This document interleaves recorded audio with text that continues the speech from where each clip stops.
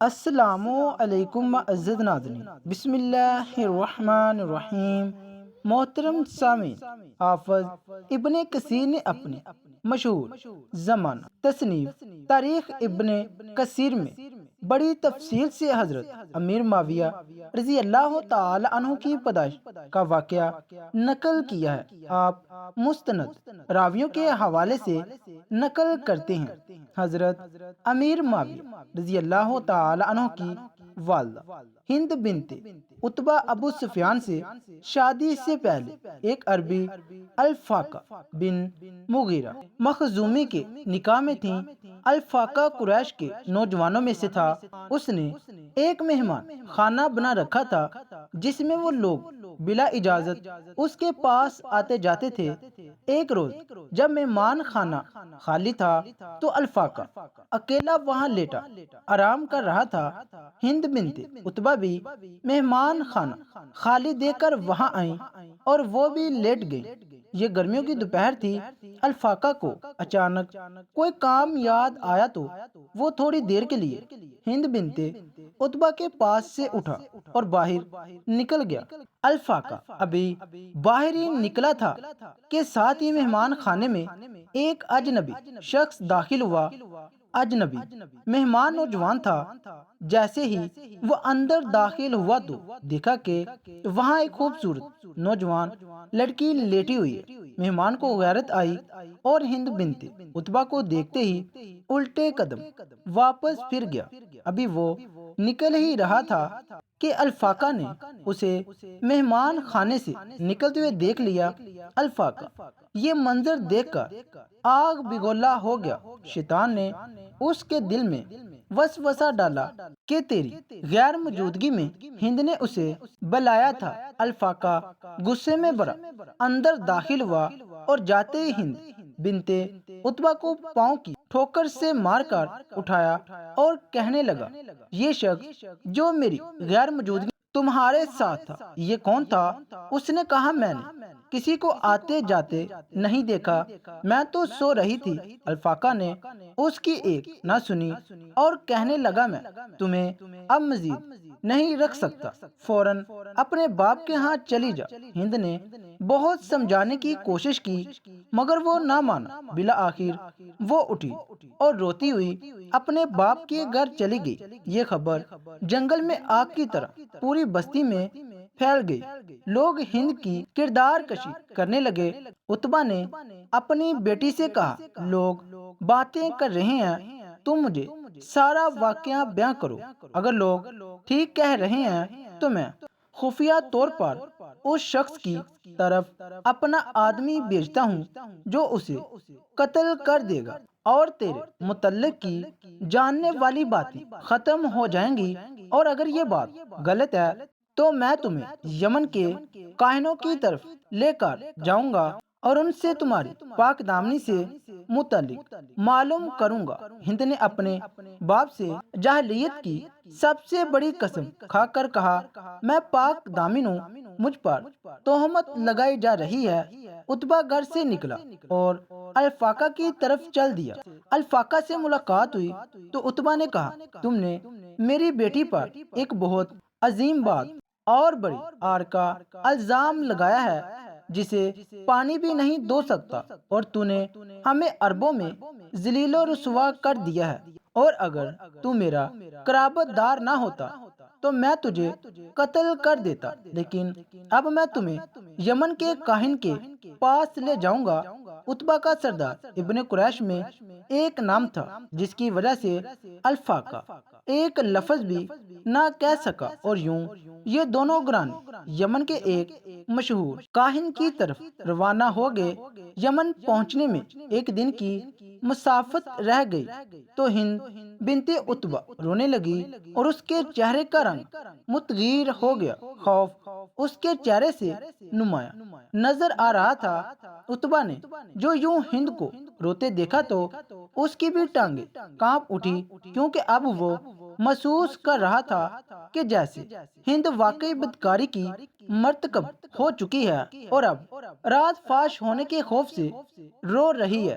عتبہ نے اسے کہا میرا خیال ہے تمہارا یوں رونا اس مکروا فعل کی وجہ سے ہے جس کا تو نے ارتکاب کیا ہے۔ اس کا اعتراف تو نے سفر کے شروع ہونے سے پہلے کیوں نہ کیا؟ اب آنے والی ضلالت کو میں کیسے روک سکتا ہوں؟ ہند کہنے لگی اے میرے باپ، میرا رونا اس وجہ سے نہیں جو آپ سمجھ رہے ہیں، بلکہ مجھے تو اس لیے رونا آ رہا ہے کہ کاہن بھی تو انسان ہے، اس سے بھی غلطی ہو سکتی ہے۔ اگر وہ میرے معاملے کو سمجھنے میں غلط کر بیٹھا تو پھر میرا اس سے کیا ہوگا؟ میں سارے عربوں میں بے عزت ہو جاؤں گی، ہمارا خاندان کہیں منہ دکھانے کے قابل نہیں رہے گا۔ عتبہ کو ہند کی بات سن کر اطمینان ہوا، کہنے لگا تم فکر نہ کرو، میں پہلے کاہن کو ہی آزما لوں گا۔ الغرض ہند کی بات سن کر عتبہ کا سینہ چوڑا ہو گیا اور اس نے پہلے کاہن کو ہی آزمانے کی ٹھان لی۔ قافلہ پڑاؤ کیے ہوئے تھا۔ عتبہ اپنے گھوڑے پر بیٹھا اور قریب کے ایک ٹیلے کی اوٹ میں چلا گیا۔ وہاں جا کر عتبہ نے گندم کا ایک دانہ لیا اور اسے گھوڑے کی پیشاب والی جگہ میں چھپا کر سی دیا۔ کاہن کی آزمائش کے طریقوں میں سے ایک طریقہ ہے۔ اگلے دن عتبہ نے اپنی بیٹی ہند، داماد الفاقہ اور تمام اپنے خاندان کو لیا اور کاہن کے پاس چلا گیا۔ کاہن نے آگے بڑھ کر عتبہ کا استقبال کیا اور جانور ذبح کرنے کو کہا تاکہ ان کے کھانے کا بندوبست کیا جا سکے۔ عتبہ نے کہا کہ ہم تمہارے پاس ایک بات کا فیصلہ لے کر آئے ہیں، مگر میں تمہیں اس سے متعلق تب تک کوئی بات نہیں کروں گا جب تک کہ تم یہ نہ واضح کر دو کہ میں نے تمہارے لیے کیا چھپایا ہوا ہے۔ کاہن نے کہا پھل جیسی چیز میں پھل ہے جو تم نے چھپایا ہے۔ عتبہ نے کہا بات وضاحت سے کرو تاکہ سب سمجھ سکیں۔ کاہن نے کہا تم نے بچڑے یا گھوڑے کے پیشاب کے سوراخ میں گندم کا دانہ چھپایا ہوا ہے، کہو تو نکال کر دکھا دیتا ہوں۔ عتبہ اس کا جواب سن کر مطمئن ہو گیا اور اپنی بیٹی ہند کی طرف دیکھنے لگا۔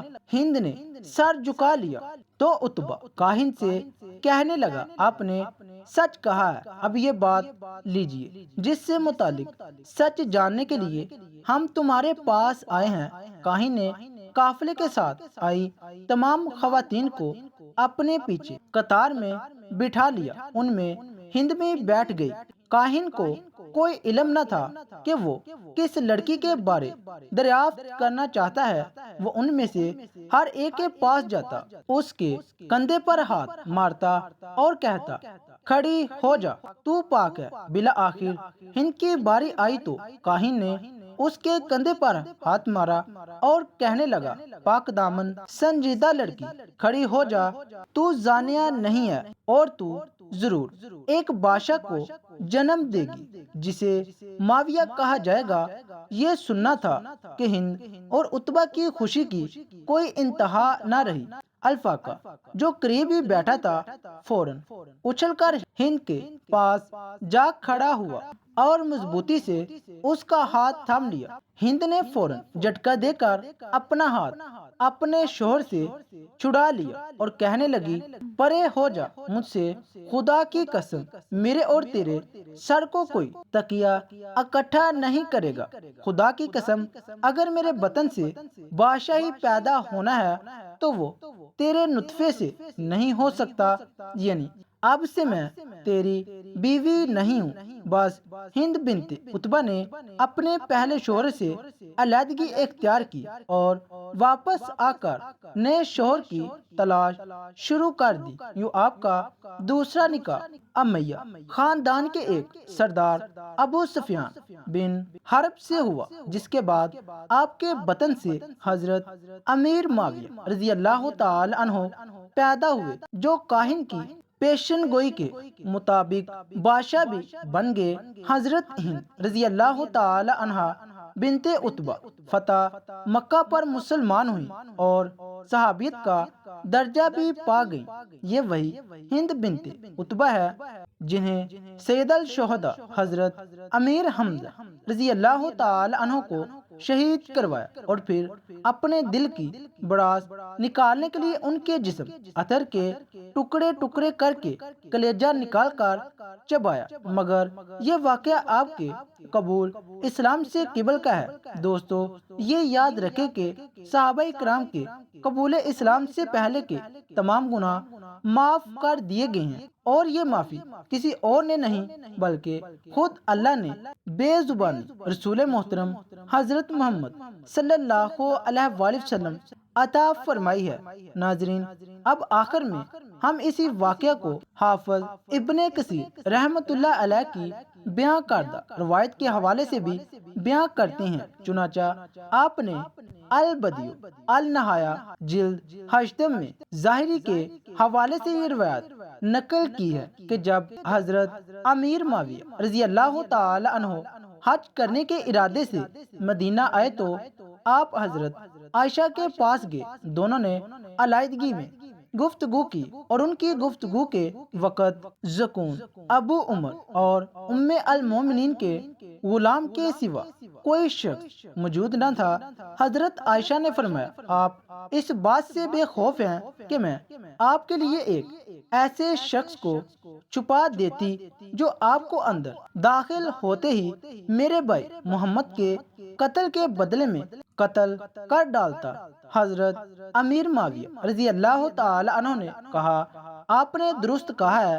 پس جب دونوں کی بات چیت ختم ہو گئی تو حضرت عائشہ نے تشہد پڑھا اور عدل کرنے کی تلقین کی، اسلام اور خلیفہ کی سنت کی اتباع کرنے کی ترغیب دلائی، اور اس حد تک بات کی کہ حضرت امیر معاویہ رضی اللہ تعالی عنہ کے لیے کوئی عذر نہ چھوڑا۔ اور جب آپ بات ختم کر چکی تو حضرت امیر معاویہ رضی اللہ تعالی عنہ نے آپ سے کہا، خدا کی قسم، آپ عالمہ ہیں، آپ عالمہ ہیں، اور رسول اللہ صلی اللہ علیہ وآلہ وسلم کے حکم پر عمل کرنے والی مشفقہ اور بلیغ انداز میں نصیحت کرنے والی ہیں۔ آپ نے بھلائی کی ترغیب دی ہے اور اسی کا حکم دیا ہے، اور آپ نے ہمیں وہی حکم دیا ہے جس میں ہماری مصلحت ہے، اور آپ اطاعت کی اہل ہیں۔ پس آپ اٹھ کر کھڑی ہو گئی اور فرمایا، خدا کی قسم، میں نے کسی خطیب کو نہیں سنا جو اللہ کا رسول نہ ہو، اور وہ حضرت عائشہ سے زیادہ فصیح و بلیغ ہو۔ اس کے بعد یہ ملاقات ختم ہو گئی اور آپ حجرے سے باہر نکل گئے۔ الغرض، حافظ ابن کثیر رحمۃ اللہ علیہ نے اس ملاقات کے تفصیلی حالات کا تذکرہ نہیں کیا، ضروری نہیں سمجھا، یا پھر اس راوی کے ذریعے اب تک تفصیلی حالات نہیں پہنچے۔ اس کے بارے اللہ رب العزت ہی بہتر جانتا ہے۔ اگر اس واقعہ کی بابت کوئی اور مستند حوالہ پیش کرنا چاہتے ہیں تو ہم آپ کے بے حد ممنون ہوں گے، کیونکہ عین ممکن ہے کہ پہلے دنوں روایت کے کچھ الفاظ خارجیوں کی طرف فتنہ فساد پھیلانے کے لیے ملا دیے گئے ہیں۔ حضور صلی اللہ علیہ وآلہ وسلم حضرت عائشہ سے بہت محبت کرتے تھے، اس لیے گھر پہنچ کر آپ نے دروازہ کھٹکایا، یا تو حضرت عائشہ کی امی نے آ کر دروازہ کھولا۔ حضور صلی اللہ علیہ وآلہ وسلم نے دیکھا کہ ان کا رو رو کر برا حال ہو چکا ہے، اور پھر گھر کے اندر آ کر جب حضرت ابوبکر صدیق رضی اللہ تعالی عنہ کی طرف دیکھا تو ان کی بھی آنکھیں رو رو کر لال پڑ چکی تھی۔ آپ نے پوچھا کہ عائشہ کہاں ہے، تو ان کی امی نے گھر کے ایک کونے کی طرف اشارہ کر دیا۔ اس وقت حضرت عائشہ رضی اللہ تعالی عنہ سجدے میں پڑی رو رہی تھی۔ بعد میں حضرت عائشہ رضی اللہ تعالی عنہ فرماتی ہیں کہ حضور صلی اللہ علیہ وآلہ وسلم جس وقت گھر میں تشریف لائے تو میرا دل کر رہا تھا کہ میں آپ صلی اللہ علیہ وآلہ وسلم کے قدموں میں بیٹھ جاؤں اور جی بڑھ کر روؤں اور کہہ دوں، اے میرے حبیب، یہ میرے ساتھ کیا ہو رہا ہے؟ کہ آپ اپنی عائشہ کو ایسے چھوڑ دیں گے، مگر میرے دل نے کہا کہ اے عائشہ صدیقہ، تو نے اپنے رب کے سامنے اپنی فریاد بیاں کر لی ہے، اس لیے اب اپنے رب سے ہی مانگو، تیرا رب ہی تیرا نگہبان ہوگا۔ لہذا حضور صلی اللہ علیہ وآلہ وسلم نے پکارا کہ اے عائشہ، تو آپ صلی اللہ علیہ وآلہ وسلم کی آواز سن کر حضرت عائشہ صدیقہ رضی اللہ تعالی عنہا نے سجدہ پورا کیا اور آ کر چار پائی پر خاموش بیٹھ گئی۔ حضور صلی اللہ علیہ وآلہ وسلم قریب ہی بیٹھے ہوئے تھے۔ آپ نے بہت پیار سے سمجھاتے ہوئے کہا کہ اے عائشہ، اگر تجھ سے حقیقت میں کوئی ایسی غلطی ہو گئی ہے تو اپنے رب سے معافی مانگ لے، تیرا رب گناہوں کو بہت معاف کرنے والا ہے۔ تو حضرت عائشہ صدیقہ رضی اللہ تعالی عنہ فرماتی ہیں کہ اس وقت تک تو میں صبر کے ساتھ بیٹھی رہی، لیکن جب آپ صلی اللہ علیہ وآلہ وسلم سے یہ بات سنی تو میری برداشت کے بندھن ٹوٹ گئے اور میری آنکھوں سے آنسو بہنے لگے۔ میں بیٹھی روتی رہی مگر خاموش تھی۔ آخر روتے ہوئے میں نے کہا اے اللہ کے رسول، میں وہی بات کہوں گی جو یوسف علیہ السلام کے والد حضرت یعقوب نے کہی تھی کہ میں اپنا درد صرف اپنے رب سے بیان کرتا ہوں، کیونکہ اے اللہ کے رسول، آج اگر میں کہوں گی کہ میں نے ایسی غلط کام نہیں کیا ہے تو آپ لوگ میری بات نہیں مانو گے، اور اگر کہہ دوں گی کہ میں نے ایسا کام کیا ہے تو آپ لوگ فوراً میری یہ والی بات مان جائیں گے۔ اس لیے میں اپنے اللہ ہی سے فریاد کرتی ہوں، وہی میرے لیے کوئی نجات کا رستہ نکالے گا۔ حضرت عائشہ رضی اللہ تعالی عنہ فرماتی ہیں کہ میں نے یہ الفاظ کہے اور پھر حضور صلی اللہ علیہ وآلہ وسلم کے چہرے کی طرف دیکھا تو آپ صلی اللہ علیہ وآلہ وسلم کے ماتھے پر پسینے کے قطرے تھے، اور آپ کے اندر وہ حسین کب کبھی دیکھی جو وہی نازل ہوتے وقت ہوا کرتی تھی۔ پھر اچانک آپ صلی اللہ علیہ وآلہ وسلم پر وحی کی کیفیت طاری ہونے لگی اور آپ صلی اللہ علیہ وآلہ وسلم نے اپنے اوپر چادر ڈال لی۔ حضرت عائشہ صدیقہ رضی اللہ تعالی عنہ فرماتی ہیں کہ میں آرام سے بیٹھی تھی، دل میں خیال آ رہا تھا کہ اللہ تعالیٰ آپ صلی اللہ علیہ وآلہ وسلم کو خبر کر دیں گے یا نیند میں کوئی خواب دکھائیں گے کہ میں بے گناہ ہوں، مگر میرے ماں باپ اس وقت بہت زیادہ پریشان تھے۔ میں نے اپنے والد کو دیکھا کہ وہ تڑپ رہے تھے کہ وہی نازل ہو رہی ہے، پتہ نہیں میری بیٹی کی قسمت کا کیا فیصلہ ہوا۔ والد کی آنکھوں میں بھی آنسو تھے اور امی بھی روتی تھی۔ تھوڑی دیر بعد حضور صلی اللہ علیہ وآلہ وسلم نے چہرے سے کپڑا ہٹایا تو آپ صلی اللہ علیہ وآلہ وسلم کا چہرہ 14ویں رات کے چاند کی طرح چمک رہا تھا۔ حضرت عائشہ رضی اللہ تعالی عنہ فرماتی ہیں کہ اس وقت جب میں نے آپ کے چہرے پر خوشی کے آثار دیکھے تو میں سمجھ گئی کہ اللہ تعالیٰ نے میری برات نازل فرما دی ہے۔ حضور صلی اللہ علیہ وآلہ وسلم نے ارشاد فرمایا کہ اے عائشہ مبارک ہو، اللہ کا کلام آیا ہے کہ تو بالکل بے گناہ ہے۔ حضرت عائشہ صدیقہ رضی اللہ تعالی عنہ فرماتی ہیں کہ اس وقت میری امی کہنے لگی کہ اے عائشہ اٹھو اور حضور صلی اللہ علیہ وآلہ وسلم کا شکریہ ادا کرو، لیکن حضرت عائشہ فرمانے لگی کہ اس وقت میری توجہ صرف اور صرف اللہ کی طرف تھی، تو میں نے کہا کہ میں کسی کا بھی شکریہ ادا نہیں کروں گی، بلکہ میں تو اپنے اللہ کا شکریہ ادا کروں گی، اس نے تو آج مجھے بچایا ہے، آپ سب لوگوں نے تو مجھے چھوڑ دیا تھا۔ اللہ نے حضرت عائشہ صدیقہ رضی اللہ تعالی عنہ کی پاک دامنی میں پوری 18 آیتیں نازل فرمائیں۔